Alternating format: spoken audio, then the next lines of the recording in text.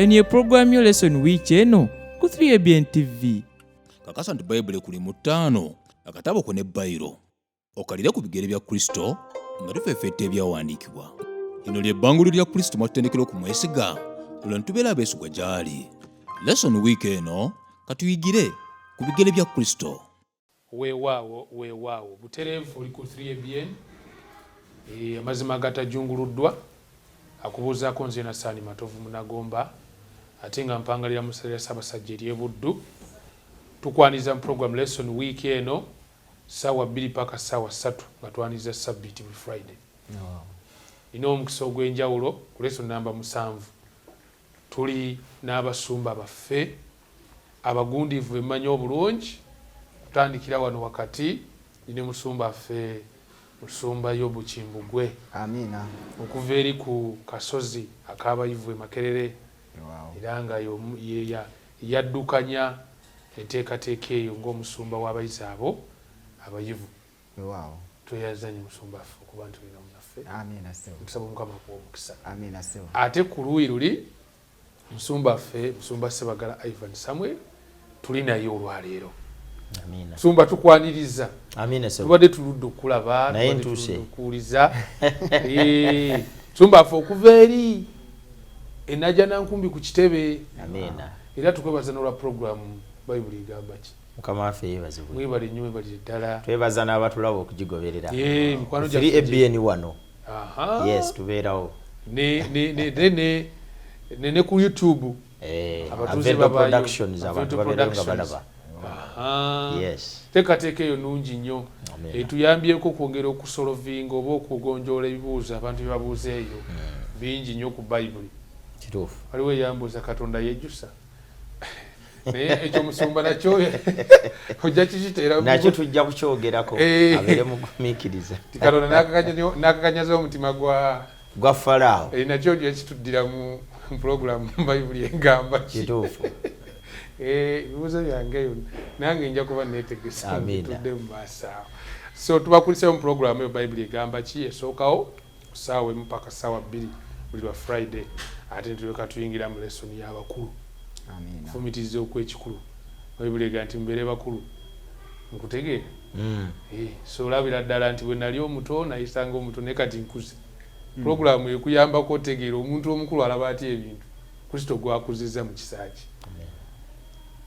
Basumba bange mbuuze ku balabi baffe ate tubeere nga tuyongerayo. Njagala okubaanirizaako mu linnya lya Mukama waffe Yesu. Mukama yeebale abakuumye, Mukama yeebale atuwadde omukisa okubanga tugenda okuyiga ku lesson eno. Tuyiga ku lesson namba 7 eyogera ku Ibulayimu n'ebyo ebyasuubizibwa. Nsaba weeteeketeeke okwate ekkalaamu olupapula ne lesson yo tulabike nti tuyinza okuyigira wamu ate bye tuyize tubiteeke mu nkola tubigabaneko ne bannaffe awo no tulyoke tuteekebweteekebwe olubwakabaka obugenda okujja. Wow. Tweyanzanya musumba ffe. Twebaza abalabi ababeera ku 3ABN ku program and lesson week eno nga tebagivaako. Mukama abonye omukisa mwebale nnyo okugoberera era tusaba mweyongere okulaba ebigambo bino ate baleme kukoma kubiraba bulabi naye bayigemu ate babigabane n'abalala kubanga n'abalala beetaaga okubiwulira. Mwebale nnyo mwebalire ddala Mukama abawa omukisa. Awo muganda wange mukwano gwaffe Leonardo akuwulidde ali Sweden. Amina. Naye abeera atambula naffe. Amina. Awo naye bali eyo London nabo batambula naffe ku Avento Productions ne babeera nga ate basharinga n'obubaka wewole kubakunga. Katwagala kubaga tutandika naye tunatandika musumba ffe tuwereyo essala eggulawo. Kale katuyombe tuweeyo okusaba. Mukama Katonda kitaffe ayinza byonna ataggwaawo tweyanza nnyo tweyanzeege omukisa bw'ogutuwadde bw'otuyisizza mu nnaku 6 n'otutuusa ku lunaku olw'omusanvu lwawo omukisa n'olutukuza. Mu nnaku 6 tulina bingi Katonda waffe bitulemeredde tusobezza Katonda waffe mu byonna mu kwogera mu kufumiitiriza ne tutakola ebyo ebisaanidde. Tusaba kitaffe otunaaze n'omusaayi gwo nga watukuza sabbiiti naffe tutukuze tubeere batukuvu. Tujiyitemu Katonda waffe nga twebaza bwebaza era tugenda ogimaliriza nga tukkiriza nti ogenda kuba Katonda waffe era oyogedde naffe. Laba nno nga tuyiga lesson eno tusaba otukubirize otuwa Omwoyo Mutukuvu atujjukize bye tuyiga tubiteeke mu nkola ate tulyoke tubigabaneko n'abalala bw'onajja osanga ekibiina kinene nga kikulindiridde ffenna otutwale mu ggulu tusabye otuwulire kubanga tusabye tutamu Yesu Kristo Mukama waffe. Amiina. Weewaawo. Amiina. Tuli mugenda maaso ne program lesson week eno wano ku 3ABN naawe ali ku YouTube tukwebaza webale nnyo okuba nti osubscribinga ate obubaka buno n'obusharinga n'abalala ate n'okuwulika comment wansi mutuzaamu nnyo amaanyi banne emikwano gyaffe abaleka comment awo ebibuuzo byammwe bwe tubalaba nga ate muddamu tukkiriza nti tulina famire endala etambula naffe ate okuva ku luyi olw'omutimbagano. Twagala kweyongerayo luno nga tuli mutunulira ekitundu ekisembayo oba ekyokubiri ku jjajja ekitundu ekyokubiri ku Ibulayimu oba waliyo n'ekyokusatu ku namba 8 kati tuli mutunulira kino ekitundu ekyokubiri. Twatandikira eri mu lesson ya wiiki ewedde nga Ibulayimu Katonda amuyisa okuva mu nsi y'abajjajjaabe gye yakulira oba gye yazaalibwa gye yakulira gye yawangalira nga gye yali ategeera nga Yonasaani nti musajja gye yakulira Gomba ate n'avayo n'adda najje Kampala ate n'agenda e Masaka uyo naye kati omusajja twamulabanga awuliriza eddoboozi ya Mukama n'avaayo n'ajja mu nsi naye ate n'ebyabaawo twabiraba mu bufunze twalaba emirandira gy'okukkiriza kwa Ibulayimu gye gitandikira nti aveeri wuli Babuloni akifulumamu Babuloni munsi y'Abakaludaaya awuliriza benjisi bwe bagamba yakifulumamu eky'e Babuloni n'ajja e Yerusaalemi kati bw'atuuka e Yerusaalemi waliwo enkola n'obukwakulizo z'alina okugoberera si endagaano no kati gye tutunulidde olwaleero gye tuli mu kwetegereza endagaano wakati wa Katonda ne Ibulayimu. Omulabi waffe tunakujjukiza oba naawe oyinza okuba nga ojjukira bulungi nti endagaano eno y'endagaano ey'okubiri gye tulaba nga Katonda akola n'omuntu ffe gye tusomako yasooka yali wakati wa Katonda ne Nowa ng'afulumye mu lyato kati yino ey'okubiri kosi waliwo yanchallenginga n'agamba sebo endagaano eyasooka si zeezo namugamba nti endagaano ki yasooka nemugamba nti tubanga oyalaleeta ate enjigiriza nkyamu ffe tukwatirawo amataayi oleeta enjigiriza nkyamu naga nedda kakkana bayibuli si yegamba nti Yesu Kristo ye mwana gw'endiga ogwattibwa okuva ku kutondebwa kw'ensi nambuuza nti kati okutondebwa kw'ensi Ibulayimu yaliwo Nowa yaliwo nange kati njagala oyiga okuva na leero nti endagaano eyasookera ddala yali wa Katonda kitaffe n'omwana we omwana yakkiriza nti ndifa mu kifo kyabwe n'alyoka ŋŋamba n'okuŋŋamba nti yensonga lwaki wadde yali agambye Adamu nti ku lunaku lw'oligulyako tolirema kufa ensonga lwaki teyafa kuba waliwo yali yakkiriza okufa yayingira mu ndagaano sajja naawe nga nsizirirawa sebo tatanzikiriza nampayo n'olugiri olulala nga Ibulayimu tannazaalibwa nga nze wendi nyiriza liziwerako naye katolwali tuli mutunulira endagaano wakati w'omuntu ne Katonda ey'okubiri ng'eri wakati wa Katonda ne Ibulayimu. Basumba bange simanyi mwe mwagirabye mutya mu bufunze ekifaananyi kye musobola otusiigira nga tunaba nagenda munda kyendaba wano Katonda bw'aba akola endagaano ne Ibulayimu abatulaba era abatuwuliriza balina okukimanya nti mu ndagaano ya Ibulayimu Katonda yali akola ndagaano n'abantu bonna. Katonda interest ye teyali mu Ibulayimu yekka wabula interest ye yali mu bantu bonna naye ng'atandise na Ibulayimu. Katuleme okuyiga lesson eno ng'oyo atulaba alowooza ntwogera ku Ibulayimu yekka. Bwe tugamba nti endagaano ya Katonda ne Ibulayimu twogera ku ndagaano ya Katonda na muntu era ebigirimu n'ebigivaamu n'obukwakulizo obugirimu n'emikisa egirimu tebikoma kutuuka eri Ibulayimu yekka naye n'eri ffenna abagenda okuyiga lesson eno. Ekituufu kiri nti Katonda wano ng'ogyeko eri endagaano gy'otugambye gye yakola Katonda ne Katonda kitaffe n'omwana endagaano gy'addamu okukola gye baatugambye ate nga ntuufu eya Nowa n'ebisolo ebyava mu lyato yali ekwata ku bantu abagenda okuddawo guli omulembe gwaliko bazzukulu ba Kayini nga gwo gusaanyeewo n'abagamba nti sigenda kuddamu kuzikiriza nsi n'amataba akabonero akakulu nti Katonda bw'akola endagaano n'omuntu yatuukiriza. Tabuusabuusa bw'agamba nti kino ngenda kikola n'asayininga ne yeetema kiri erinza okumudisappointinga oba okuwuliriza.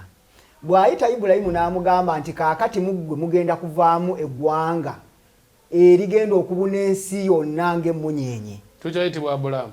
Abulaamu Katonda kitaawe wa omusajja ow'ekitiibwa mu family. Ne kati ogenda kufuuka taata w'amawanga gonna. Amawanga gonna gaweebwa omukisa okuyita muggwe. Endagaano eyo Katonda mwesigwa yagirondoola mpaka lwe yaleeta omulokozi. Era Yokaana kyava agamba nti bonna abaamusembeza yabawa obuyinza bafuuke abaana ba Katonda be bakkiriza ki erinnya lye. So nga Yesu Kristo muzzukulu wa Ibulayimu atuleeta ffe Abafirika, Bayobu, Basebagala, Banassani, Matovu, Abeddirengo, Empologoma, Engabi bonna ne bayingira mu kika kya Kristo. Nga Yesu muzzukulu wa Ibulayimu ne tufuuka bazzukulu wa Ibulayimu. Era ssebo nze ndi muzzukulu wa Ibulayimu. Nsanyusa okulabako muzzukulu wa Ibulayimu. Amiina. Baana bakika. Bakika wambuma. Njala nnyo olunyina ng'olugamba nti nga bwe muli Abakristo. Muli zadde lya Ibulayimu. Era muli basika ng'okusuubiza okwo bwe kwali. Kati twagala tugende ku Sunday. Twetegereze lwaki Ibulayimu gwakola naye endagaano. Kubanga n'abantu abalala baaliyo mu kiseera ekyo. Ne Luuti yaliwo. N'abalala. N'abalala. Waliwo abantu bangi. Ate se waliwo abantu abagundiivu abasibwamu ekitiibwa. Naye Katonda n'alonda Ibulayimu. Kuba waliwo ne yaŋŋamba nti naye ne gundi yali yafa. Ani? Ono Mitaani ono kabaka w'e Salemu. Melekizeddeeki. Naye yaliwo. Ekosi Esula 14. Kituufu naye Katonda alina ensonga lwaki aleeta Ibulayimu okuva e Mesopotamia. Katonda ayagala nnyo okukola endagaano n'omuntu agenda okumwesigamako yekka. Katonda ayagala nnyo okukola endagaano n'omuntu atufaanana. Tuleme okutya okuyingira mu ndagaano ye. Katonda alonda omusamize Ibulayimu asinza ebifaananyi. Era mu biseera ebyo baali basinza Katonda gwe baakoppa ku Bamisiri yayitibwanga Maati. Katonda oyo okusobola okufuna obutuukirivu wayinanga okukola ebikolwa ebisinga ebibye bye yakola. Baamuwandiikangako yayambanga abaavu, yayambanga abanaku, yasonyiwa abaamutemako emikono n'ebirala. Walinanga okukola ebikolwa ebisinga ebya Katonda oyo naawe okutandika okwebala mu batuukirivu. Kakati Katonda asengula Ibulayimu amujja mu ndowooza ey'okulowooza nti asobola okusigala mu bibi bye byonna naye kasita agezaako n'abaako nekyakola ekisinga ekya Katonda Maati ng'afunye obutuukirivu. Katonda ayagala omusajja agenda okumwesigamako yekka nga teyeesigamye ku mulala, nga talina waayinza kujuliza nti ndi kino ku lw'obuzaale bwange, ku lw'ensi mwe nava, ku lw'abantu abandeeta, ku lw'okusinza kwe nali nsinza n'ebirala. N'ayagala Ibulayimu yeesigame ku ye yekka olwo endagaano yenywere. Omanye endagaano ya Katonda tenywera okutuusa nga baalagaanye nabo beesigamye ku ye yekka nga tebatunulidde bintu birala. Endagaano ya Kristo Yesu ku musaalaba e Gologoosa tesobola kukola makulu eri muntu akyalowooza nti alina by'ayinza okwesigamako n'alokolebwa. Nsobola okufuna wuzu n'endokolebwa gwe Yesu takugasa. Nsobola okuyimba omudaali gwange emirundi 16 nemba bulungi gwe Yesu takugasa. Bwe ntambula olugendo oluwanvu kilomita 3 n'entuuka nnongoka gwe Yesu takugasa. Katonda takola ndagaano na muntu ng'alina by'asobola okukola ebirala. Katonda akola endagaano n'omuntu ng'omuntu oyo amaze okumukkirizisa nti awatali nze twali kyoyinza kukola ki? Kukola. Kyagadde nnyo ekintu ekyo. Kwegamba alonda Ibulayimu. Wano we twetegerereza the faith of Abraham, okukkiriza kwa Ibulayimu. Kukola kwogera okutuyamba otusiigira ekifaananyi bulungi nnyo lwaki amanga abaaliwo mu biseera ebyo nti Ibulayimu ono omuntu bwe tulabye n'okulaba nga ava eri e Babuloni afulumyeyo gwakola naye endagaano. Katwetegerezemu katono nnyo kukkiriza kuno. Okukkiriza kwa Ibulayimu kuno kugenda wala okusinga bwe tukiraba wano. Katonda bw'aba amugjayo eri Ibulayimu amusuubiza ekintu ekyali kimukutte omubabiro ng'omusajja omulunzi kyakumuwa nsi. N'amugamba va mwene ensi oyina emyaka 75 oyina endiga wano wafunda mu Bakaludaaya wano mukayanira ettaka jatukwa nkutwala awantu awagazi wogenda okuliisiza ente ezo n'embuzi n'abazaanabo n'abaddu n'ebisolo byo kujiye Kampala. N'amujja mu lwokaano lw'abantu n'amutwala mu nsengazi n'atuuka n'agiraba n'agamba nti weewaawo n'agibeeramu country living. Naye kati ate waliwo ate okusuubira okulala okusinga wano. Ibulayimu bw'ajjanga akuba emimiro ng'amugamba naye kati obimpadde ne binangasa ki? Nibirekerani. Eliyeza yagenda okufuuka kati omusika. Kitange kiki ddala onjagala naye kaakati nkole ntya? Ko Mukama nti nkubuulire abantu abo b'ogamba Eliyeza n'abalala n'abazaana n'abadda abazaaliddwa mu nnyumba si bagenda okubeera abasika naye ogenda kubeera n'omuntu agenda okukusikira. Ibulayimu atetenkanya ne mukyala we ne bazaala omwana ayitibwa Isimayiri najja naye Katonda n'amugamba nti nedda waliwo omuntu gwe ngenda okukuwa mu bukulu oyo kyamugwanira Ibulayimu okumukkiriza nti agenda kubeerawo. Omuntu ono bw'aba ayogerwako ageraageranyizibwa ne Dawudi gwe bamusuubiza nti Dawudi bagenda kumuteerawo omusika agenda okubeera ng'atuula ku ntebe tagenda kuvawo emirembe n'emirembe. Nga kitegeeza nti omwana ono ow'endagaano asinga ku Isimayiri. Omwana ono ow'endagaano asinga ku bantu abazaaliddwa mu famire eno. Omwana ono asukkulumye kubanga asuubirwa busuubirwa naye ng'agenda kubanga aleeta abantu okubakuŋŋaanyiza Ibulayimu bafuuke bazzukulu be. Kati kino kyali kitwalira Ibulayimu okukkiriza omuntu ono kubanga Ibulayimu yali akuze nga mu bukulu bwe tasuubira kufuna muntu mulala kuba abaali bate yali akoze byasobola okukola asobole okufuna omusika ne biremerera. Kati omuntu ono bwe batugambye bw'oba osomye mu kitabo kino ekya Samwiri ekyokubiri essuula eno ey'omusanvu olunyiriro 12 nga ow'oluzungu yakiyise the promise of kankasome wano agamba nti no the same language is used by the prophet Nathan to refer to the seed of the future Messianic king. Which language? Lulimi chawo. Olulimi lwakozesa nga apromisinga Messianic king nga ampromisinga obanga amusuubiza omusajja ayitibwa Dawudi nti ogenda kubeera n'omuntu anaatuula ku ntebe yo emirembe n'emirembe. Lwe lulimi lwennyini lwakozesa lwe yakozesa ng'agamba Ibulayimu nti omwana oyo n'asuubiza nga bwe yasuubiza Dawudi bw'asuubiriza ddala Ibulayimu yasooka kusuubiza Ibulayimu ne Dawudi n'amusuubiza nga kyategeeza kyekiriwa nti ono kabaka agenda okukuŋŋaanya amawanga kyali kigwanira omusajja ono Ibulayimu okumukkiriza kubanga yali agenda kubeera ng'akuŋŋaanya abantu nga si mulala ono ye Yesu Kristo eyali muzzukulu we yali ateekeddwa okujja azaalibwe. Ibulayimu n'amutegeera bw'atyo nti asukka ku Isaaka era bwe tunaaba tugenze mu lesoni ey'omunaana tujja mulaba ng'aweebwayo naye Katonda n'agamba nti nze nja kwefunira oyo ajja okubeera ssaddaaka sono Isaaka mutabani wo bino bibyo nga ggwe naye nze ŋŋenda kufuna anaawa ssaddaaka egenda okubeera ey'enkalakkalire etabulako. Kakati ekyo nno kyali kigwanira ne omusajja ono Mukama waffe muganda waffe jjajjaffe mu kukkiriza okukikkiriza kyavudde agamba the faith of Abraham okukkiriza nti waliwo ate agenda okujja muzzukulu we naye ng'ate mu muzzukulu we yagenda omuwa obulamu. Simanyi oba okategedde Nzumba essula eno ey'e15 eno esebo era tunagisengukamuko esebo oba n'ey'16 tugiraba mu kubuusabuusa kwe. But first of all wano ku ssula ey'e15 Katonda amugambye tunula ku ggulu munyenye osozimala noziwala nozimalayo zimulemye okumalayo nti kati ozabe ninakuwa abaana ninakuwa ezzadde lisinga ne munyenye ezo obungi naye omusajja gwagamba talina wadde alina omukyala ne talina mwana ate kyazuulibwa dda nti omukyala takola ki tazaala ate n'emyaka gitambudde esebo naye Bayibuli egamba nakkiriza bwe kiri nakkiriza Katonda byayogedde.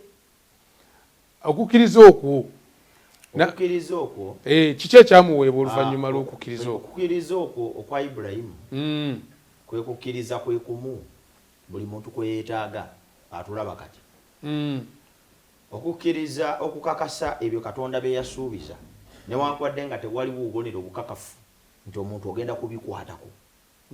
Okukkiriza nti bw'olifa oliba mulamu kasita ofiira mu Yesu Kristo.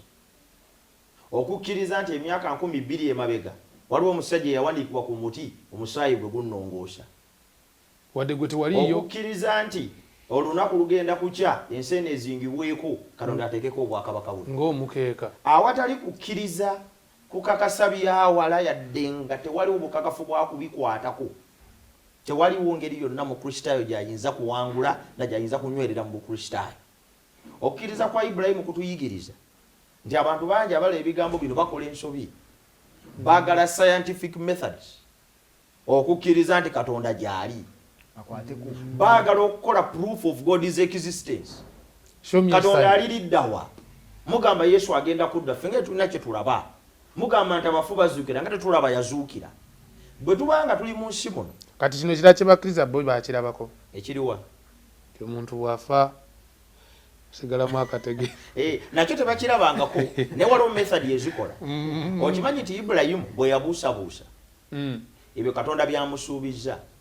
Ekiseera kyatuuka n'alaba nga tewaliwo nsonga y'amazima. Lwaki yandisigadde ng'abikkiriza? N'akozesa enkola eyalabika ng'ekola. Kubanga yamala emyaka egiwera 25 ng'alinda kisuubizo.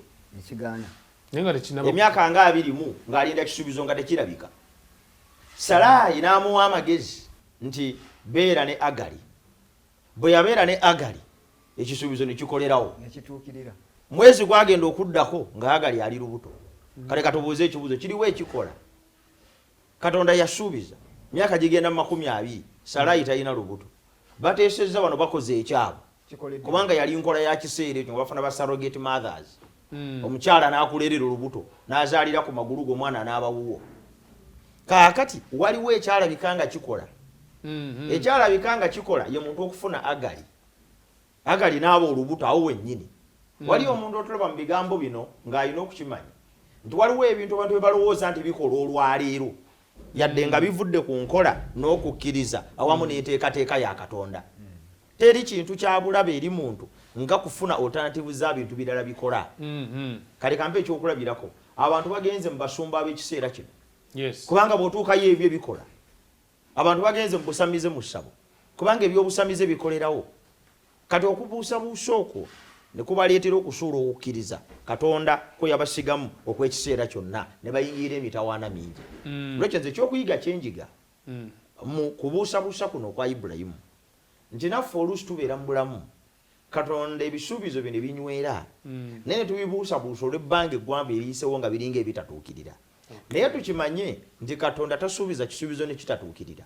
Abasigadde nga balinda mu bwesigwa balina essuubi n'omukisa ogw'okulega n'okulaba ku bisuubizo ebyo ng'abituukiriza. Kwegamba okukkiriza kujja olw'okuwulira. Ate okuwulira Katonda kyayogedde butereevu. Kulina ozimbira okukkiriza kwo so si ky'omaze okulaba. Ekigambo okukkiriza kisoomooza. Era ddala Ibulayimu jjajja w'abakkiriza. Kubanga njagadde wagambe nti Katonda bwe yamala omusuubiza n'akkiriza. Era bwe yakkiriza ne kimubalibwa okuba obutuukirivu. Kwegamba Kristo yekka yakuweesa obutuukirivu. Bw'omukkiriza nga bukuweebwa. Si nti omaze kubaako ky'okola. Essuubi lyo lyonna teriri mu ky'ogenda kukola, liri mu ono. Musumba. Ina ky'ogamba nga tumaga tunagenda kuwumula. Okubaako ky'okola ofune obutuukirivu yenjigiriza emaamidde ensi. Fuba nnyo okole kubanga eggulu y'empeera. Naaba nnyo otukule olyoke otukuzibwe. Waayo ebitundu bye 10 siga bw'omala okusiga olyoke ofune omukisa. Eyo mu nkola ya Katonda ebyo bifu byonna. Katonda akuwa omukisa nga tonnaba na kusiga. N'agamba nkuwadde omukisa genda okole olyoke ondeetere. In fact tumuwanga tumaze na kufuna so si kusooka kumuwa tulyoke tukole ki? Atuwa butuukirivu nga tumukkiriza nga tetunaba nagenda kunaaba kwetukuza. Era kyava atugamba nti abakola bwe batyo babeerera ddala nga bwe twalabye enjigiriza eyaviira ddala mu Egypt ya Bufalisaayo in fact ya Bukafiiri okukola kyokoze Katonda alyoka asiima alabe byokoze kati Yoba akoze nnyo omulabye bw'akoze nnyo bw'atuukiridde kati kamwongereko obutuukirivu kati ngenda kutuuka mu ggulu nga neewaana singa saakuuma nnyo sabbiiti nze Yobu sandituuse wano Yobu nalaba nnyo abakazi naye neembeera strict nnyo nendaba Najjuma ne munywererako kati ekyo kyekintuusize wano ebyo tewali n'omu agenda kutuuka mu ggulu okuba olina byokoze ntuukayo lwa kintu eki waliwo muzzukulu wa Ibulayimu eyafa n'ankolera byonna era kaakano ntuuse wano lwakino kubanga Ibulayimu bwe bagamba okuwa saddaaka musule neye 15 amazima gennyini yatuuka n'otulo ne tumukwata ensega ne zijja amasega ne gajja okulya ennyama omuntu eyawaddeyo saddaaka ya Katonda oyinza otya okuddaawo n'osumagira ekyo kitegeeza nti mu bulamu bwaffe ne bwe tuwaayo tutuuka ne tulemererwa naye Katonda era n'ajja n'ayita wakati w'ebintu bino bye yasaddaase ne wayitawo tooki ne wayitawo omumuli n'akakasa n'agamba nti ne wadde osumagidde waliwo ebigenda okutuuka ku bazzukulu bo bajja batwala e Misiri bajja kumalayo emirembe erina gye emyaka 14 neera bajja kudda wano mu bunafu bw'ojja kukola byonna by'okola nga gwe omuntu naye nze nja okukukolera ekisinga obuki nja kubeera mwesigwa mu ndagaano eno kugamba okwenyumiriza kwaffe mu bulokozi kuli mu Kristo yekka yes Kristo kati tusooke tuwummulemu tulyoke tukomewo aye tuzuule ebisingawo ku ndagaano eno wakati wa Katonda ne Ibulayimu.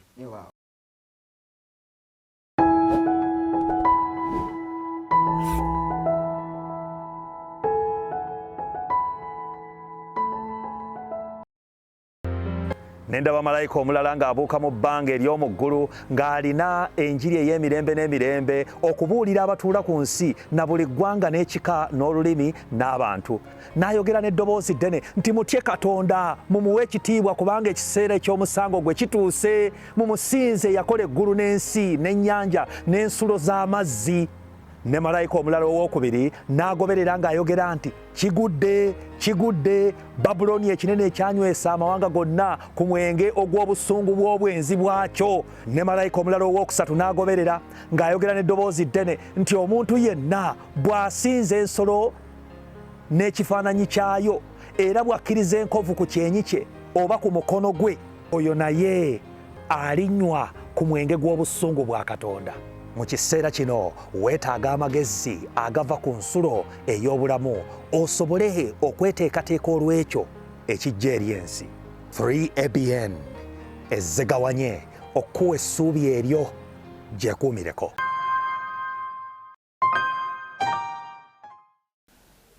Omulungi mukwano gaffe ali ku 3ABN entwalo omukisa guno okukulisaayo mukuumulako naawe yakatwegattako weebale nnyo balire ddala ali ku YouTube mukwano gwaffe weebale okulayikinga page ya Vento Production okulayikinga ate n'okusharinga obubaka buno n'okusubscribinga awo ku Vento Productions.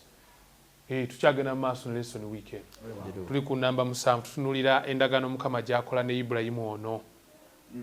Tulabye ekitundu ekisooka nti agikola naye kubanga Ibulayimu musajja alina okukkiriza. Nze Yonasaani nali ndi mumatize 100% omusajja ono obuwanguzi bwali mu kukkiriza mu Katonda. Wadde ebibaawo naye kakamani kagamba nti n'abuusabuusa. Yes olugendo omanyi musumba basumba bano ndowooza waliwo ati gwe twetaaga n'okwongera okuzuula wali kibaita okukula mu kukkiriza. Katonda we mukkiriza olwaliro nenga nti Yesu Kristo nkuwadde obulamu bwange tekitegeeza nti tewaabeewo bigezesa biyinza kundeetera nakubanga abo mujjako. Naye ate era mu kugwa kwange tekitegeeza nti kati essuubi liweddeyo. Wabaawo omukisa. Wabaawo omukisa ogw'okusituka nate. Second chance. Kubanga abamu abantu kyekibatiisa kati bwe naagobera Katonda ne muvaako kamulekere asijja mukkiriza. I'm a child. Ngenda nkula omwana bw'aba n'atambula asooka olusaagwa. Gw'ebigo n'ayimuka paka bw'anywera. In fact kyensinga okuyigira mu story ya Ibulayimu ng'ajjajawo okukkiriza. Enti okukkiriza kugenda kukula bukuzi. Decision za Ibulayimu oziraba esooka nakkiriza n'agenda. Wano bamugambye nti nitujja kubaliwo obutunde n'abaliwo obutuukirivu kubakkiriza wadde talabye. Paka gye tujja owunzikira eri mu lusozi Moliya ng'omulaba omusajja okkiriza kugenda kwongera okukula ate n'ebigezo byanjawulo. Well katwala kwetegereza awo musumba mumufunzeewo Ibulayimu abuusabuusa. Tulaba wano nga obudde bwe buyitawo abantu batandika okubongoota n'okukoowa. Ibulayimu yali anyweredde ku kisuubizo emyaka egyasooka. N'omukyala naye akkiriza bye baamugamba. Naye bwe baalabika nga kirabika obudde buyise ku kisuubizo ne balaba nga bateeka okwesalira amagezi olw'okubuusabuusa ne kujja. Tuli mu lugendo nga tulinda okudda kwa Yesu. Naye obudde buyinza okuyita ku kisuubizo. Mu kiseera kye tulimu kati kirabika ng'obudde obuyise ku kisuubizo ky'okudda kwa Yesu. Era kati bangi batandise okwesalira amagezi. Era bangi batandise okubivaako. Kyenjagala okutegeeza abantu bonna bawulira ebigambo. Kyogamba ennyimba ze tuyimba ndi mulaba. Kati tuziyimba naye nga tuziyimba kubanga tuteekwa kuziyimba. Naye nga n'abaziyimba tuli mulaba ndi mulaba n'akikomya ne mu kkubo n'ayimbako ekitundu kimu. Kitegeeza kyayimba tekirina mu mutima gwe. Ayimba luyimba luggwe tusabe. Kaakati abantu abala ebigambo bino balina okumanya nti ebisuubizo bya Katonda tebiyitibwako budde. Yesu ne bw'amala emyaka 2000 nga yasuubiza nti alidda nga tannaba kudda, obudde tebunnaba kuwanvuwa kusukka kisuubizo kye yatuwa nti erikomawo. Olw'ensonga eyo tunywerenga mu bisuubizo bya Katonda newankubadde ng'obudde tulaba ng'obuwanvuye okubisinga. Ekyokubiri, Ibulayimu ne Salaayi ayogera ku Katonda naye tayogera na Katonda, ekyo ekireeta okubuusabuusa. Mu sitolo eno Salaayi ng'ayogera ne Ibulayimu amugamba nti Katonda yasuubiza, si yakugamba nti olizaala omwana aliva mu ntumbwe zo, gwe mu kisuubizo walaba mwendi. Yagamba omwana aliva mu ntumbwe zo, olivaamu eggora. Yagamba ne Salaayi kwali, kitegeeza nti omwana kasitoba nga gwamuzadde newankubadde ng'omuzaddemu Agali kikola. Ibulayimu n'asirika n'akifumiitirizaako n'alaba nga omukyala yandibanga kyayogedde kirina amakulu n'okusinga Katonda bye yanyweza. Awo wava okubuusabuusa. Ebiseera ebisinga obungi mu bulamu buno tubeera mu nsi n'obeera n'emikwano gyo ne gyogera ebintu n'olabanga ne Bayibuli ebifu. Kubanga omusajja bw'akusomera ekigambo ekiyitibwa evolution, twatandikira mu kasirikitu ne tufuuka ekyennyanja ate ne kivaamu ekikere. Ogenda okutunulira omuntu byayogera nga ddala era tufaanana n'enkima, ng'oli bw'akugamba nti wava mu nkima si wabi nnyo nga kikkirizika. Waliyo osooka twava awatali Katonda yatubumba ate waliwo n'enkima baganda baffe. Omuntu alaba ebigambo bino kino kaakimanye. Ebiseera ebisinga obungi tuwuliriza amaloboozi g'abantu ate agalabika nga googera na bituufu n'okusinga amaloboozi agava mu kigambo kya Katonda. Ekyo kituleetera okubuusabuusa ebisuubizo bya Katonda. Then n'ekisembayo, ekisembayo kiri nti twogera ku Katonda naye tetwogera na Katonda. Salaayi mufo ky'okwogera ne Katonda nti Mukama watusuubiza, tufukamidde wano ne bba wange Ibulayimu, tuwulira nga tuzitoowereddwa tunyweze ebisuubizo bye bijja ddi. Mu kifo abantu abo okukka wansi boogere ne Katonda, Katonda abazzeemu essuubi basobole okunywerera mu kisuubizo. Baayogera bwogezi Katonda. Kwegamba maaso bw'ogajja ku Katonda asuubiza n'ogazza ku bantu naawe bennyini byogera. Abantu bangi baliyo boogera Katonda.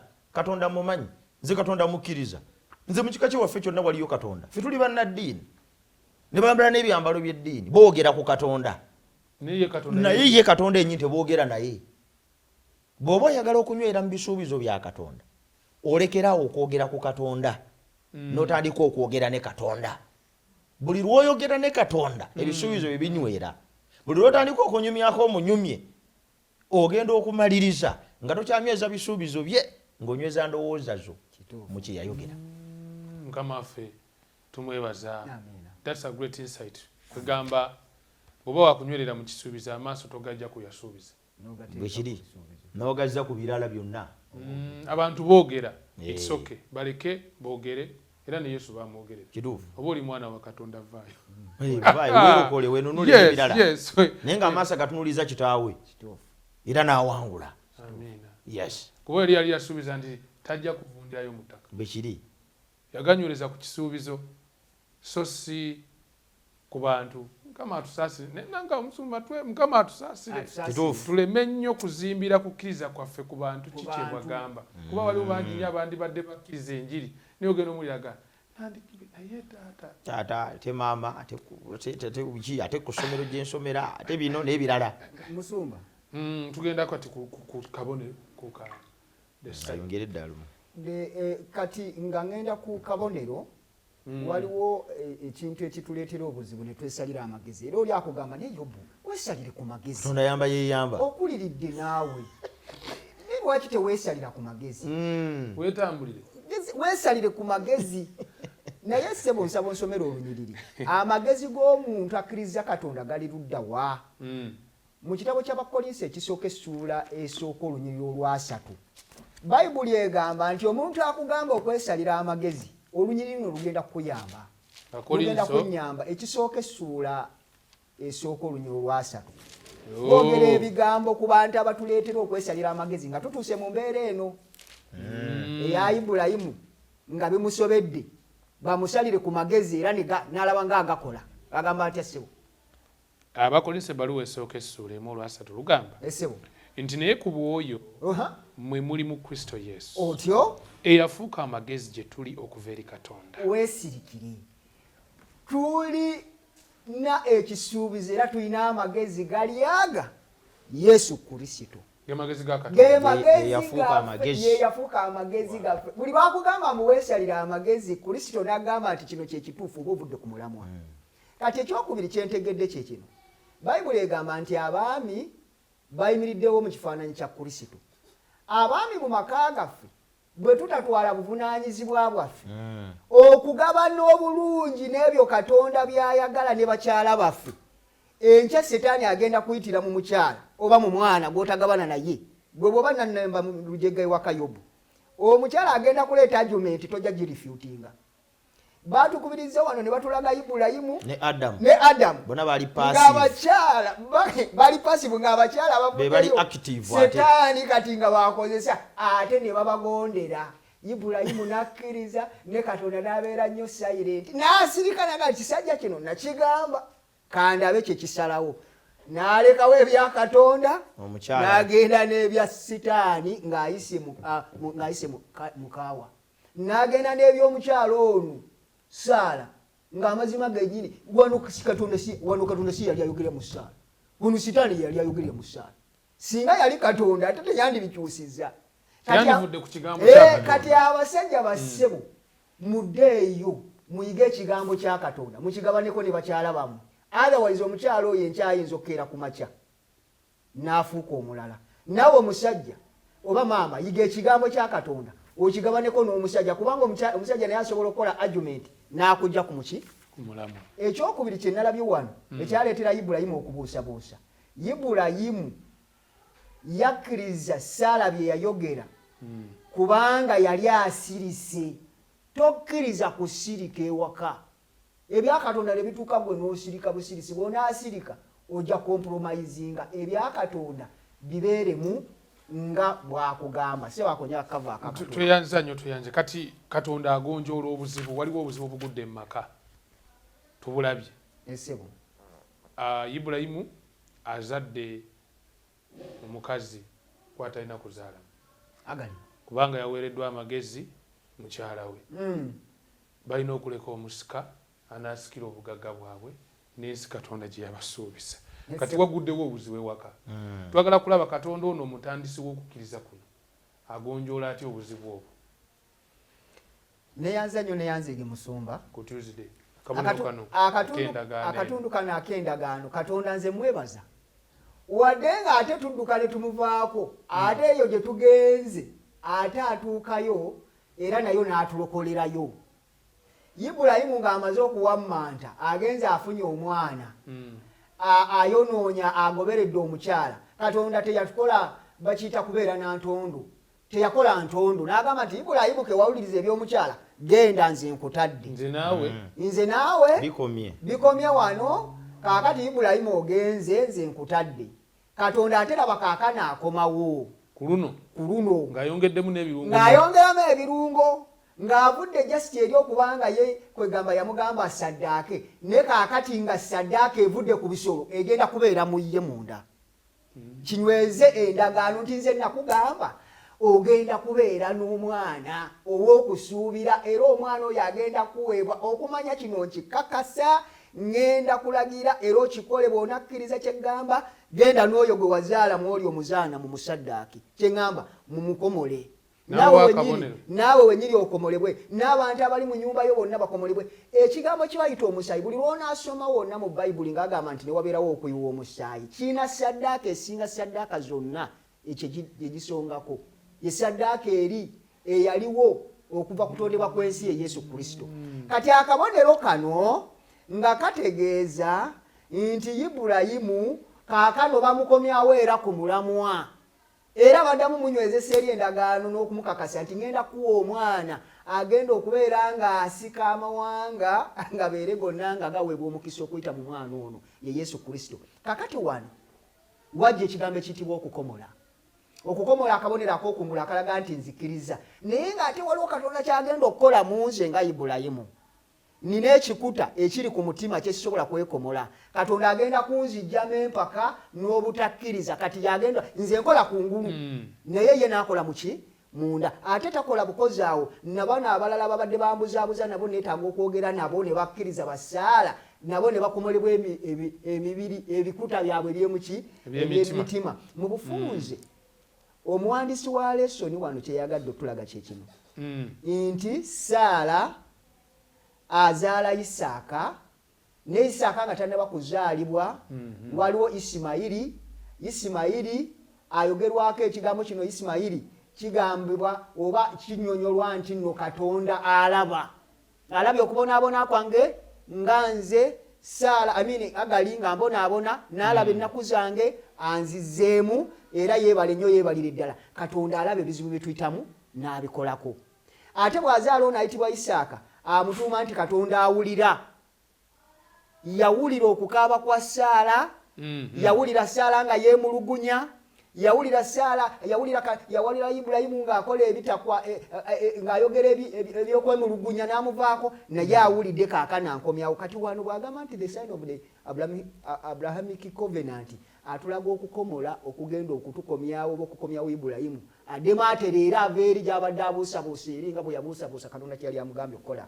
Sajja omu yabuuza abasumba ba kyekiri mu musaayi lwaki omusaayi gubeera akabonero ak'obununuzi kubanga ne mu Misiri nga bafuluma musaayi omusaayi ogwo kyekiri mu musaayi ekyo omusaayi togutunuulira butunuulizi nga liquid ekintu ekikulukuta omusaayi kitegeeza bulamu ekyo kyekituufu olw'okuba nti omusaayi kitegeeza bulamu kitegeeza nti gwa muwendo nnyo.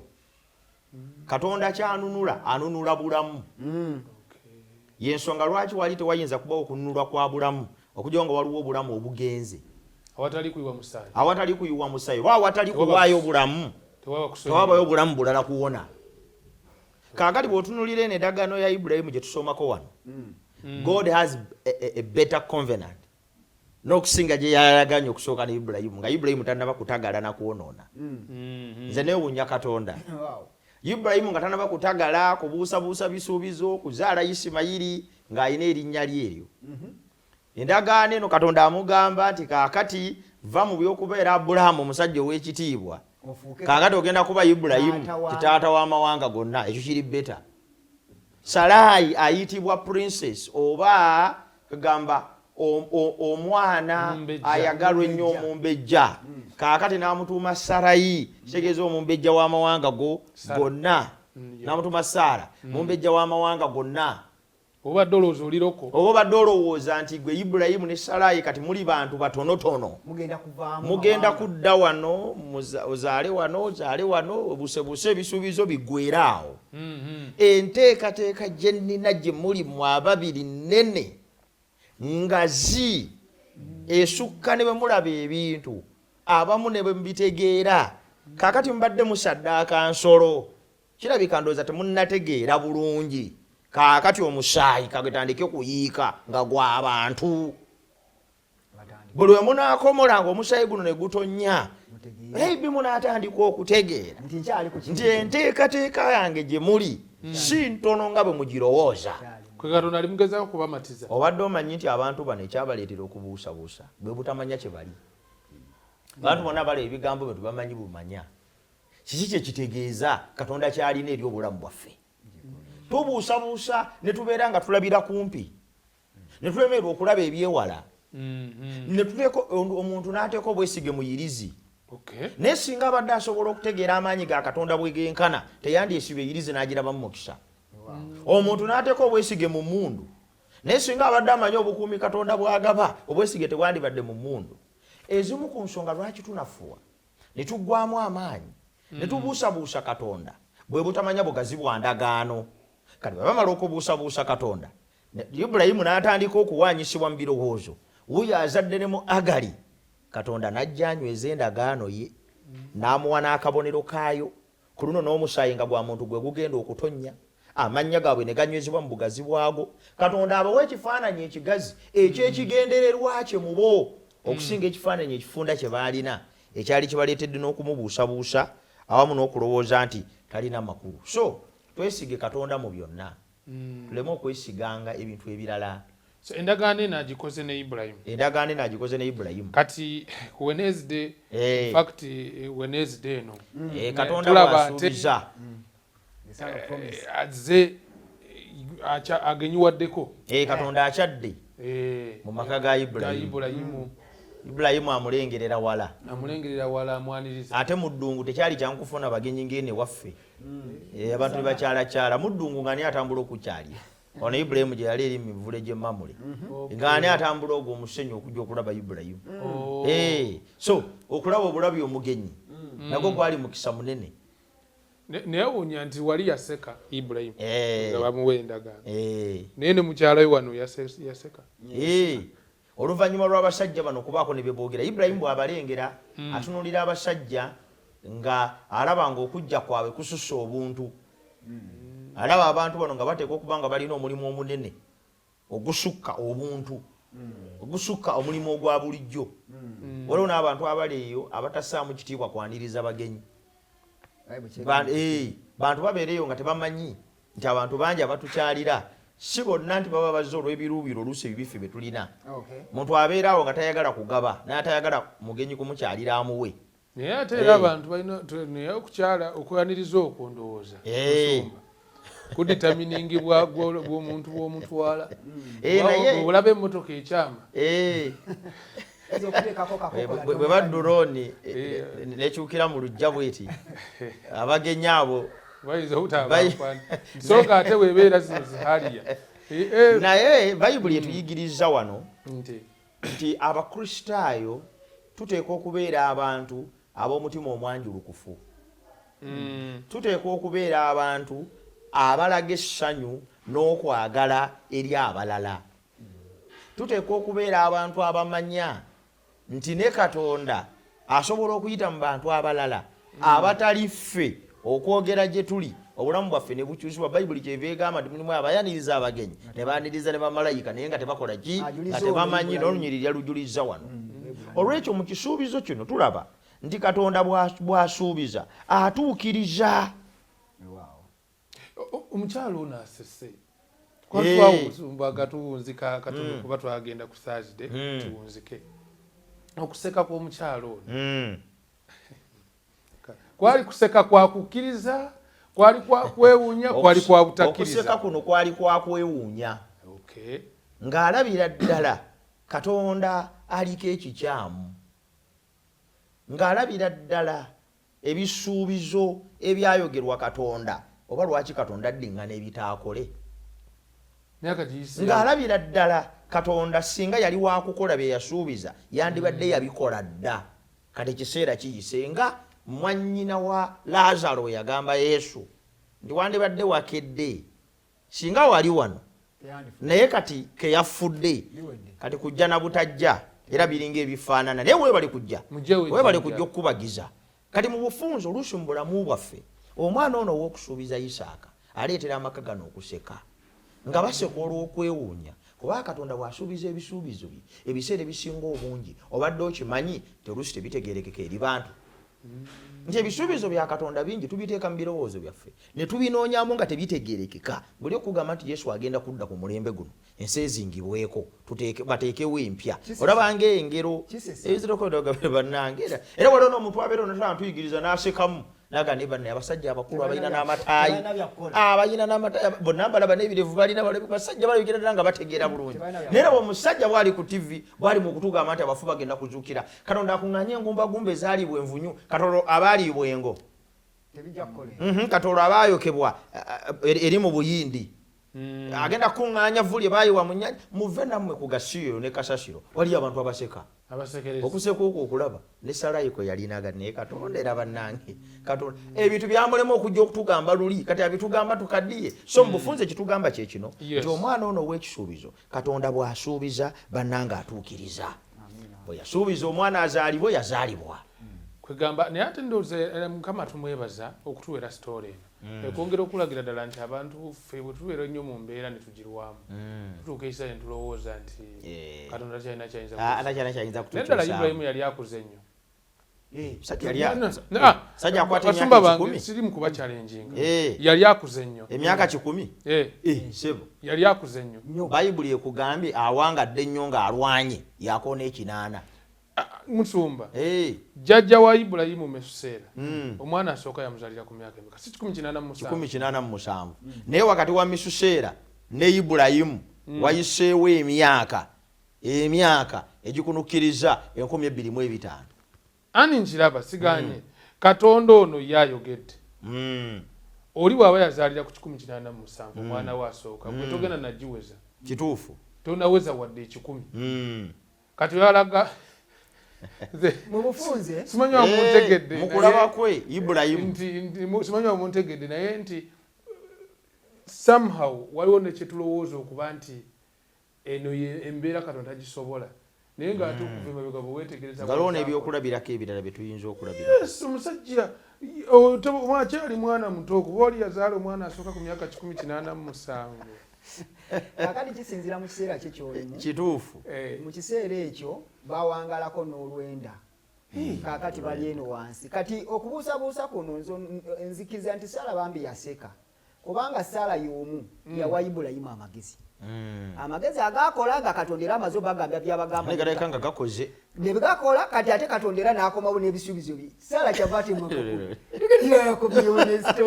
omusajja akomyewo n'emboozi ze yayogeredde emyaka 2 emabega nezitabanaawo ne tweyiya n'okweyiya netukola ebintu ne bijja kati era byakomawo nabyo naye eriyo ekirema Mukama kakati Mukama kwe kumubuuza ekibuuzo ye yennyini 18 oye Saala oli mu kuseka waliwo ekirema 18 olw'14 waliwo ekirema Mukama bw'asitwesinga ensonga naye sisese naye njagala okukunnyonnyola kino Saala bwe wayitawo omwaka n'azaala omwana Adamu n'ayogera ebigambo bino aliwulira kino aliseka nange kituufu agamba nti sinze ngenda okukola ensobi ku bya Katonda nzekka bangi abagenda okuseka nga babuusabuusa Katonda byasuubiza wakati omusajja agenda n'ava n'akugamba nti olunaku lw'omusanvu Saturday ye Sabbath eri Mukama Katonda naye nze nkuze manyi bulungi nnyo ti Sunday lwe tulina okugenda mu ki omanyi kyekitegeeza taata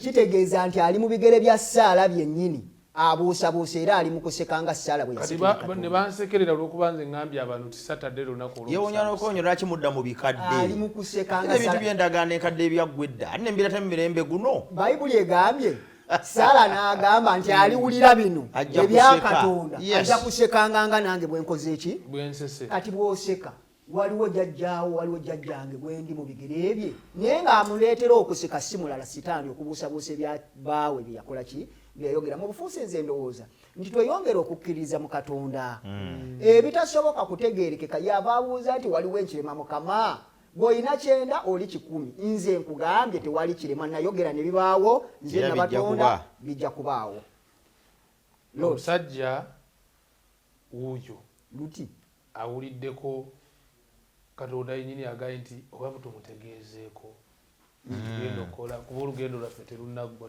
tukyaddeko wane ehoima naye tugenda n'emasi katutuukeyokko tulabe twagala naye omusajja ono abadde mwesigwa tumutegeeze bye tugenda okukola eno Sodoma awantu wano twagala okuwunzikira wano wetuwunzikira mu bufunze oyi nti musumba giwafunyewo gyoba otuwa yeeno Katonda mwesigwa agamba nti Mukama taliiko kyalikola paka ng'abikulidde bannabbi b'ekyama kye.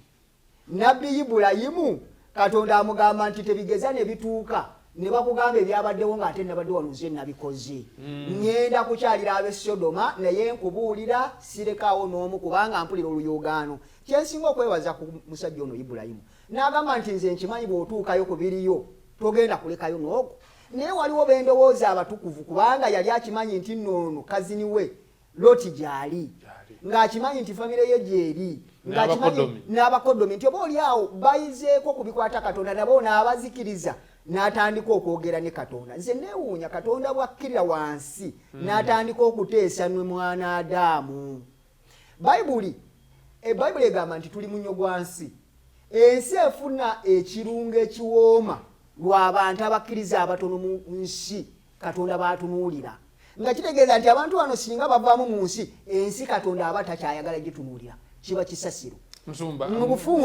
Mu bufunze Nuwa Loti awona okuzikirizibwa kubanga omusajja ono ayitibwa Ibulayimu amusabira era Katonda n'awuliriza. Katonda n'ajja n'asalawo ataase Luti naye abalala n'abazikiriza kubanga ono omusajja yagezaako okumusabira ekibuuzo nga nze alaba ebigenda mu maaso mu nsi ne mu kanisa ntutta obuvunaanyizibwa ng'omusajja Ibulayimu eyakaabirira Katonda aleme kuzikiriza waakiri abatono abakaabirira erinnya lye. Kibuuzo eri prayer ministry. Luti mu Sodoma okuzikirira kwa Sodoma kwali kushembedde naye tebaamanya. Sodoma baali bali mu kibuga kyabwe nga tebamanyi nti waliwo abatume basatu abatambula okujja okuleeta okuzikirira. N'ensi bwetyo bw'eri olwaleero okuzikirizibwa kw'ensi eno kusemberedde ddala naye batono nnyo abamanyi nti obubaka obusembayo bulangirirwa kati. Kyeva nsaba buli muntu yenna awulira ebigambo bino akyuse omutima gwe akkirize Kristo yeenenye ebibi bye yeeteeketeeka olw'okudda kwe kubanga kuli kumpi ddala. Otherwise Sodoma kyazikirizibwa nga abakirimu tebamanyiridde baseka busese. So mu bufunze tugamba nti Ibulayimu yayimirirawo nga mukwano gwa Katonda. Ekimu ku kyensanyukidde mu lesoni eno nga tumaliriza Mukama yagamba nti sisobola kukola kintu kyonna Sodoma na Gomora nga siwuliddeko mukwano gwange Ibulayimu. Bane nsaba naffe tubeere mikwano gya Katonda. Katonda abeere mu ggulu agambe sisobola paka nga mukwano gwange Yobu maze okwogera naye ebigambo bino.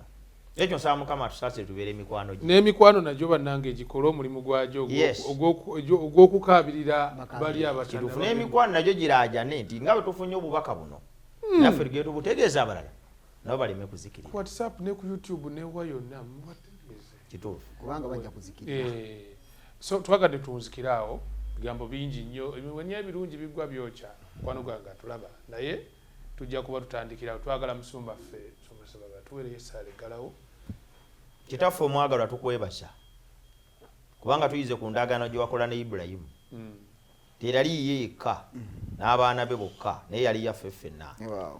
Twebaza kubanga waginyweza n'ekisuubizo ky'okuzaalibwa kwa Kristo era omusaayi gwe gwayika ku musaalaba eggologoosa gutufuukira entabiro ey'endagaano eno okunywezebwa gye tuli.